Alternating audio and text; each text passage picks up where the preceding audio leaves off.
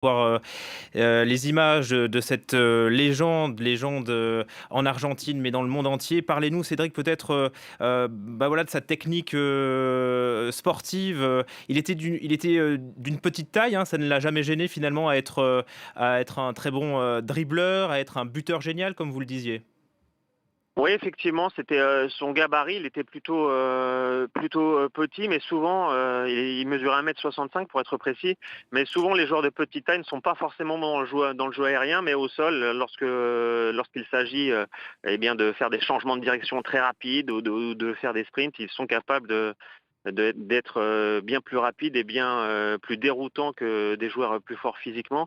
Ça ne l'a jamais empêché effectivement de mener une carrière incroyable au plus haut niveau. Il avait commencé sa carrière d'abord en Argentine, hein, puisqu'il est argentin. Il avait notamment longtemps porté le maillot d'Argentinos Junior puis de Boca Junior. C'est là qu'il s'est révélé au monde entier.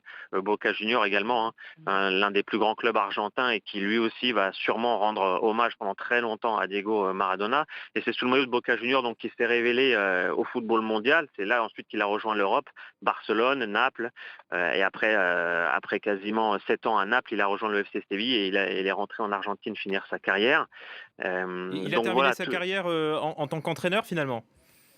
Effectivement, après sa carrière de joueur à Boca Juniors, il a arrêté en 97 et ensuite, effectivement, il s'est lancé dans une carrière d'entraîneur. Ça ne lui a jamais vraiment réussi, pour être honnête. Il n'a jamais vraiment eu convaincu de bons résultats. C'est vrai qu'il joue aussi beaucoup sur son image, hein, de légende du football mondial. C'est ce qui lui a permis d'obtenir des postes dans divers clubs argentins. Et notamment, il a été sélectionneur de l'Argentine entre 2008 et 2010. Il avait été le sélectionneur lors de la Coupe du Monde 2010. Ça n'avait pas forcément réussi aux Argentins, qui avaient été rapidement éliminés dans la compétition. Après, en tant qu'entraîneur, il a entraîné aussi aux Émirats Arabes Unis, au Mexique. Récemment, il était retourné en Argentine au Gimnasia La Plata. Donc, on gardera surtout en mémoire de lui sa carrière plutôt de joueur, plutôt que celle Oui, d'entraîneur, qui ne bien laissera sûr. pas de grands souvenirs. Mais voilà, c'est quelqu'un qui était quand même resté malgré tout impliqué dans le football bien longtemps après sa carrière de joueur, hein, puisqu'il est décédé à l'âge de 60 ans, mais jusqu'à encore l'année dernière, il avait continué d'entraîner et d'être proche du football, toujours impliqué dans le monde du football. C'était finalement toute sa vie, hein, le football. Merci infiniment Cédric Ferreira pour toutes ces commentaires, hein, suite donc à la mort de Diego Maradona.